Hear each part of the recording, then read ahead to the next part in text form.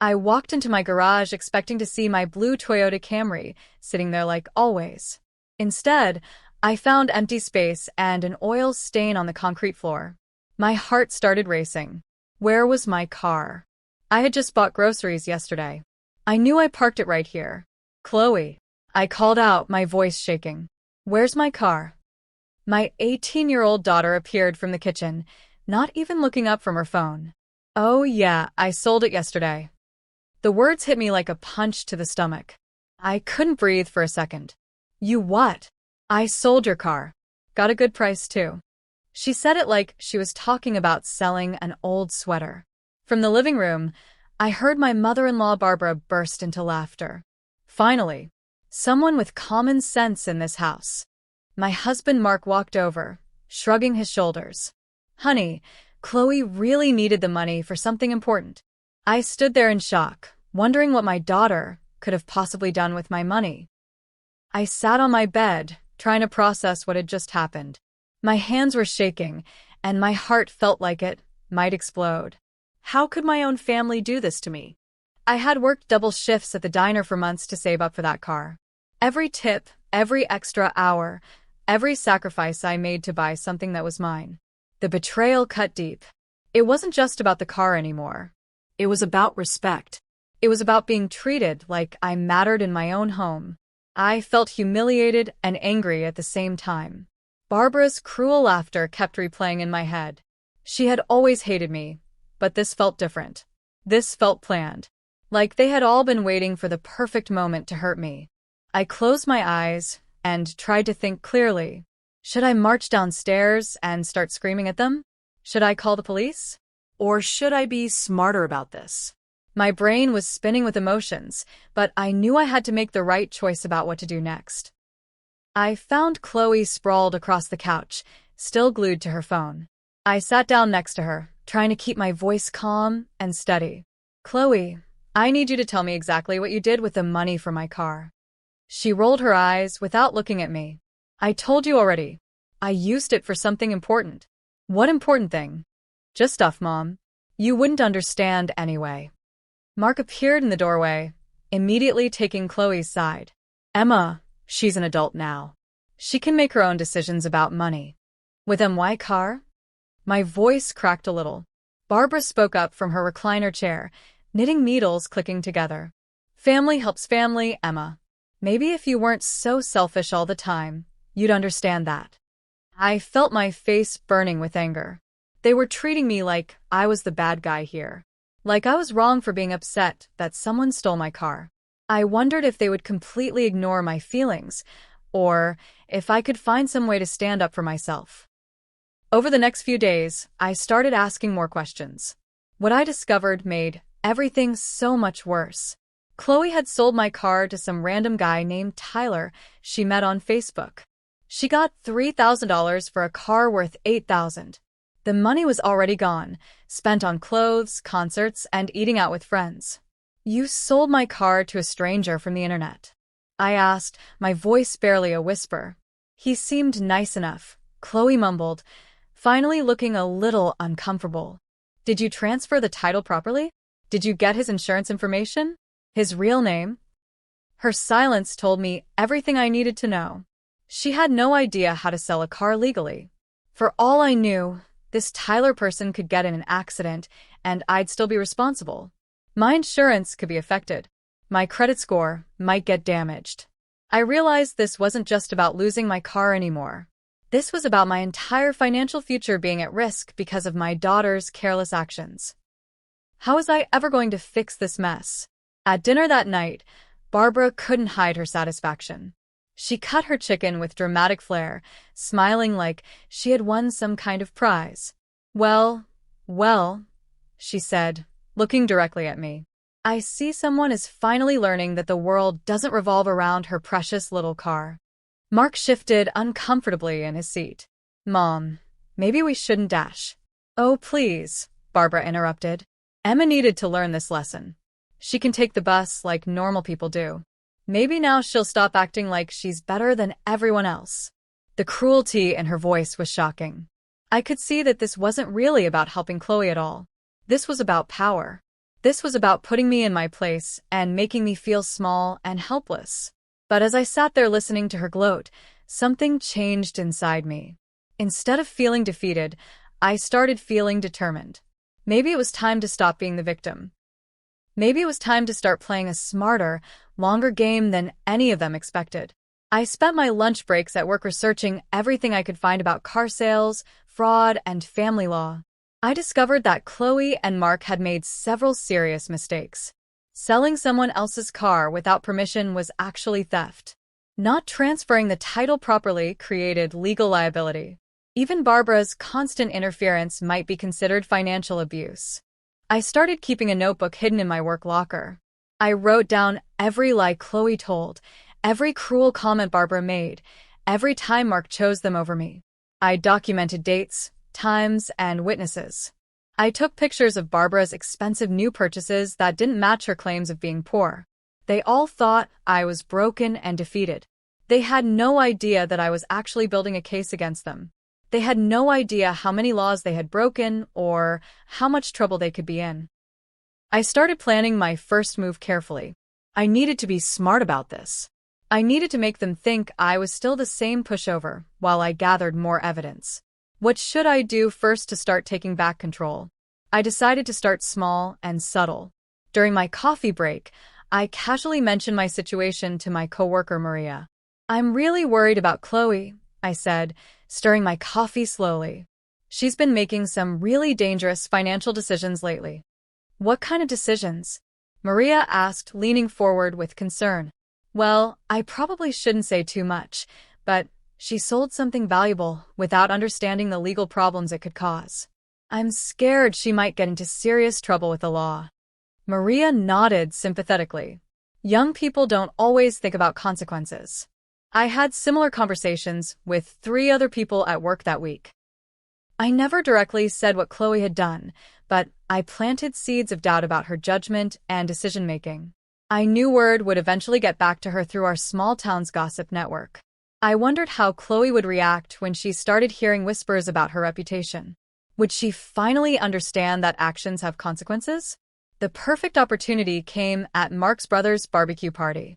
The whole extended family was there, including aunts, uncles, and cousins I only saw a few times a year. "I'm so sorry I couldn't bring my famous potato salad," I announced to the group around the picnic table. "I haven't been able to get to the store that sells the good ingredients since my transportation situation changed." "What happened to your car?" asked Mark's sister Nancy. I glanced meaningfully at Barbara, who was sitting right across from me. "It was sold. Very suddenly. Without any discussion. I'm still dealing with all the legal complications from the improper sale." The entire table went quiet. Everyone stared at Barbara, trying to understand what I was implying. I could see the confusion and judgment in their eyes. Barbara's face turned red. "Family decisions are private matters," she said weakly. But the damage was done. I could see people exchanging glances, silently asking each other what really happened. Barbara's reputation as the wise family matriarch was starting to crack. I wondered if she would try to get revenge on me for embarrassing her. I was taking out the garbage when my neighbor Frank approached me from across the street. Frank was a retired police detective with sharp eyes and a kind heart. "Hey Emma, I couldn't help but notice you've been walking to work lately. Is everything okay with your car?" Something in his tone made me pause. Frank had always been friendly, but this felt different. More serious. "Just some family complications," I said carefully. "I see." Frank nodded slowly. I've been a detective for 30 years. I've seen a lot of family situations that started small and became much bigger problems. Sometimes people need someone objective to help them sort things out." He handed me a small piece of paper with his phone number. "If you ever need advice about anything, legal procedures, documentation, evidence collection, just give me a call." Neighbor to neighbor. I looked at the paper in my hand, realizing that Frank might be exactly the ally I needed. Could he help me build a stronger case against my family? Could he become my secret weapon in this fight? I started paying closer attention to everyone's behavior, and what I discovered was fascinating. Barbara claimed to live on a tiny social security check, but she kept buying expensive things with cash. Chloe had been using multiple credit cards that Mark didn't know about. Mark himself had been taking money from our joint bank account to pay for Barbara's medical emergencies that looked suspiciously like shopping trips. Everyone in my house was hiding something. Everyone had secrets they didn't want exposed. Everyone had made mistakes that could get them in trouble. I realized that I wasn't the only one who was vulnerable here. They all had weaknesses I could use if I was smart about it. The question was whether I was brave enough to actually use this information against them. I started thinking about Frank's offer to help me. Maybe it was time to get some professional advice about how to handle this situation. Maybe it was time to stop being afraid and start being strategic. Should I risk everything by confronting them with what I knew? I decided to try a different approach. At breakfast the next morning, I surprised everyone with an announcement. "I've been thinking about everything that happened and I want to apologize," I said, looking directly at Chloe. "You're absolutely right that families should help each other. I was being selfish about the car." Chloe looked confused and suspicious. "Really? Really? In fact, I'm grateful this happened. It opened my eyes to how we should all be more honest and transparent with each other about money and decisions." Barbara practically glowed with satisfaction. "Finally. I knew you'd come to your senses eventually." Mark looked relieved. "I'm glad you understand, honey. We're all family here." I smiled sweetly while mentally noting every detail of their reactions. They thought they had broken me. They thought I had given up and accepted defeat. They had no idea that I was actually setting them up for something much bigger. I wondered how long they would continue to underestimate me before they realized their mistake.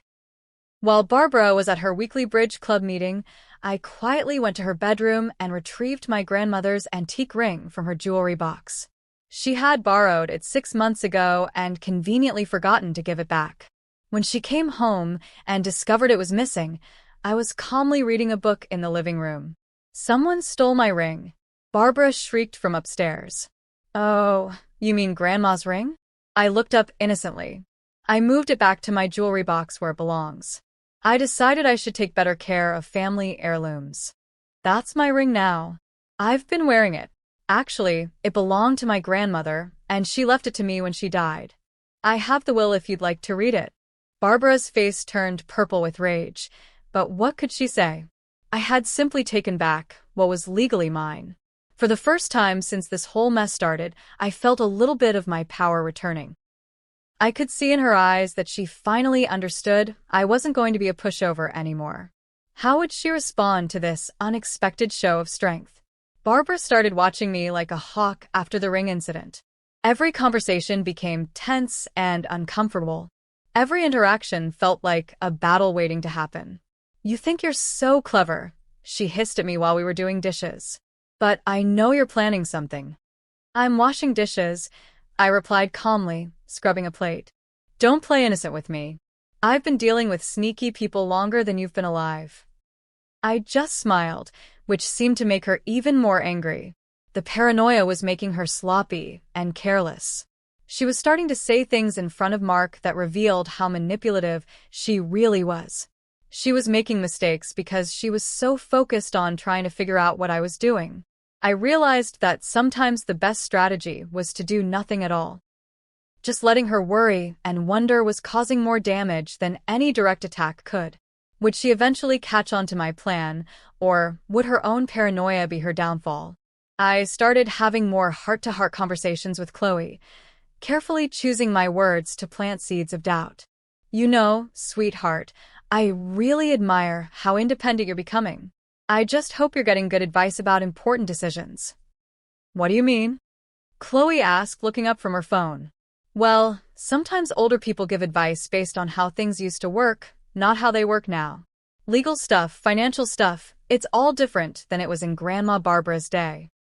Chloe frowned. She said selling her car was the smart thing to do. "And maybe it was," I said carefully. "I just hope all the paperwork was done correctly. I'd hate for you to get in trouble because someone gave you outdated advice about car sales and legal procedures." I could see the wheels turning in Chloe's head. For the first time, she was starting to question whether Barbara had really been looking out for her best interests. Would my daughter finally start to see through her grandmother's manipulation? At the next family gathering, Barbara made a huge mistake. She couldn't resist showing off in front of everyone. "Look at poor Emma," she announced loudly to the whole room. "Walking everywhere like she can't afford a car. If only she wasn't so stubborn and selfish about sharing things with family." The room went completely silent. Several relatives looked shocked and uncomfortable. "Some people," Barbara continued, getting louder, "need to learn that money and possessions aren't the most important things in life. Maybe now Emma will finally understand what really matters." What Barbara didn't know was that I had been recording our family dinners on my phone for weeks. I had hours of audio of her being cruel, manipulative, and admitting to things that could get her in legal trouble. I smiled sweetly and said nothing, but inside I was celebrating. She had just given me the final piece of evidence I needed. Barbara's own words would be her downfall, and she had no idea what was coming. I spent the next week organizing all my evidence. Phone recordings of Barbara's cruel comments and admissions. Photos of her expensive purchases that didn't match her claimed income. Documentation of Chloe's illegal car sale. Bank records showing Mark's unauthorized withdrawals. I also called Frank and asked him to help me understand my legal options. He came over one evening while everyone was out and reviewed everything I had collected. "Emma, this is actually pretty serious," he said, flipping through my notebook. "What your daughter did could be considered grand theft auto. Your husband's financial behavior might be fraud. And your mother-in-law could be in trouble for tax evasion and elder fraud. What should I do with all this?" I asked. "That depends on what you want to accomplish. Do you want justice, or do you want your family back?" I thought about his question carefully. How could I use this evidence without seeming like the bad guy? How could I get justice while still protecting the people I loved? I decided it was time for a surprise announcement. At Sunday dinner, I casually mentioned something that made everyone freeze. "Oh, I forgot to tell you all, I bought a new car last week." "Well, actually, it's my old car." Turns out the insurance company had to get involved because of the illegal sale. Mark dropped his fork. "What insurance company?" "My car insurance." When someone sells her car without proper documentation and the buyer realizes the sale was fraudulent, there are legal procedures to follow. Tyler was very understanding when I explained that Chloe didn't have the right to sell it. Chloe went pale. "What do you mean fraudulent?" "Well, you can't legally sell someone else's car without their permission. That's actually called theft." Tyler didn't want to be in possession of stolen property, so he was happy to return it. Barbara and Mark exchanged nervous glances. I could see them finally realizing that I had been several steps ahead of them this entire time. They were starting to understand that I wasn't as helpless as they thought. I quietly started taking back control of my life in small but important ways. I opened my own bank account and had my paychecks deposited there instead of our joint account. I changed all my passwords and security questions. I made copies of important documents and stored them safely. When Mark tried to withdraw money for Barbara's latest emergency, he discovered that our joint account was nearly empty. "Where did all our money go?" he demanded when I got home from work. "I moved it to a more secure account," I said calmly, hanging up my coat. Given the recent problems with unauthorized financial decisions in our family, I thought it was best to be more careful. "You can't just take our money. It's my money too, Mark. I earned it. And after what happened with the car, I realized I need to protect my financial security." I could see the panic in his eyes as he realized that his power over me was disappearing. How would he and Barbara react when they understood they were losing control? I announced that it was time for a family meeting. I told everyone to be in the living room Saturday afternoon because we needed to discuss some important issues. "What kind of issues?" Mark asked nervously.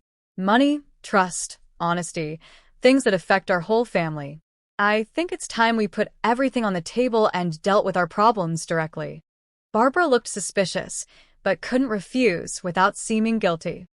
Mark just looked scared. I spent the week preparing for this confrontation. I organized my evidence, practiced what I wanted to say, and prepared for every possible reaction they might have. Saturday afternoon arrived, and I set up the living room carefully. I wanted everything to be perfect for what might be the most important conversation of my life. Would they finally listen to me, or would they try to dismiss me one more time? Either way, I was ready for whatever happened next. Saturday afternoon came, and everyone gathered in the living room as requested. I sat in the center with a thick folder on the coffee table in front of me. I've been doing a lot of thinking about our family lately, I began, and I've realized we have a serious problem with honesty and respect. I opened the folder and pulled out bank statements, photographs, and printed transcripts from my recordings. Barbara, you've been claiming poverty while hiding thousands of dollars in unreported cash income. Mark, you've been stealing from our joint account to fund your mother's shopping habits. And Chloe, you committed grand theft auto when you sold my car without permission. The room exploded. Everyone started talking at once, making excuses and pointing fingers at each other. I have evidence of everything, I said loudly, holding up my phone. Hours of recordings, financial documents, witness statements.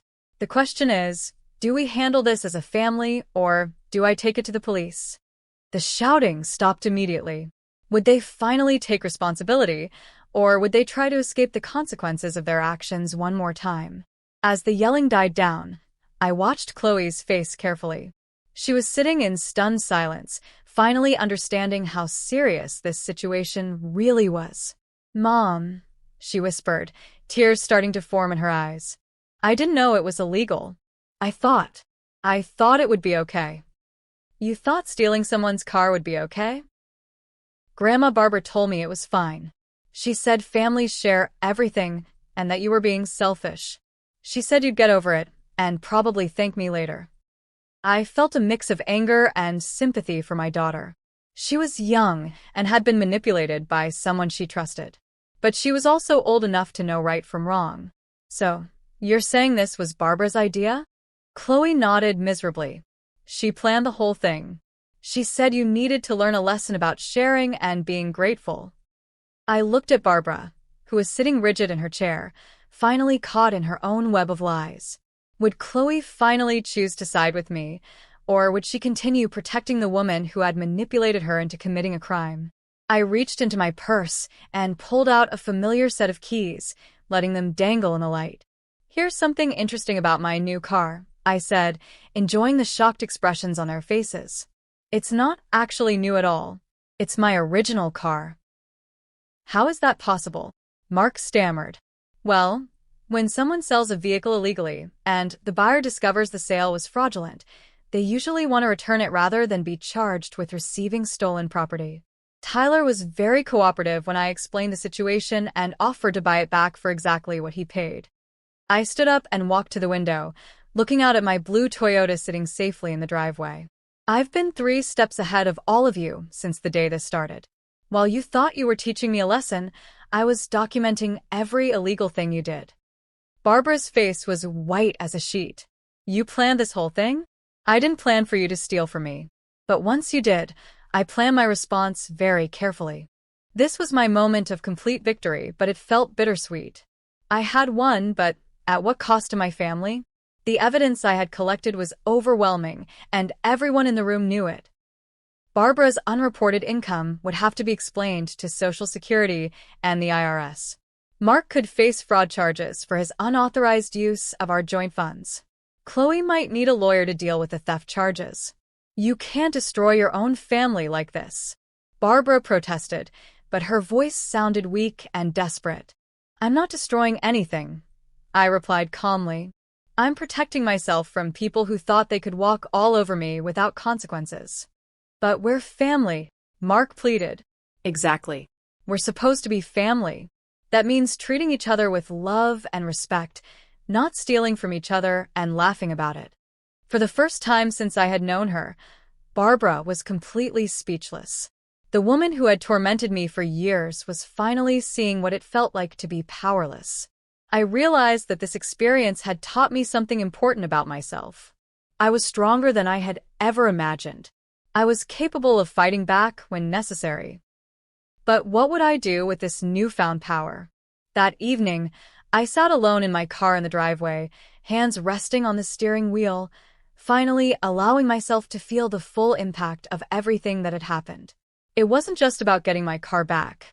It was about reclaiming my dignity, my self-respect, and my place in my own family. For months, I had felt invisible and powerless. Now I felt strong and in control of my own life. I thought about all the careful planning, the strategic moves, the patience it took to outmaneuver people who thought they could manipulate me. I had discovered that I was much smarter and stronger than anyone had given me credit for. The feeling of victory was sweet, but it was mixed with sadness. I had won this battle, but I wasn't sure what it meant for my family's future. As I sat there in the quiet evening air, I wondered what my life would look like now. Would my family learn to respect me, or would this be the end of our relationships?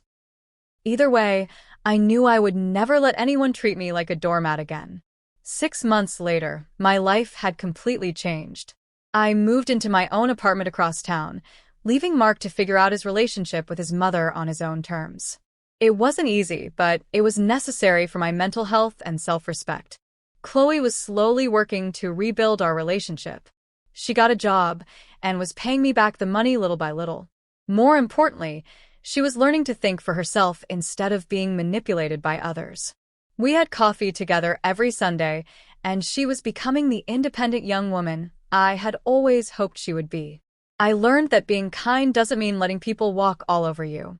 That loving your family doesn't mean accepting abuse or disrespect. Sometimes the most loving thing you can do is refuse to enable someone's worst behavior. I kept the notebook where I had planned my strategy, not as a reminder of revenge, but as proof that I was capable of protecting myself when necessary. Every morning when I drove to work in my blue Toyota, I smiled. I had reclaimed more than just my car. I had reclaimed my entire life. And that was worth more than anything.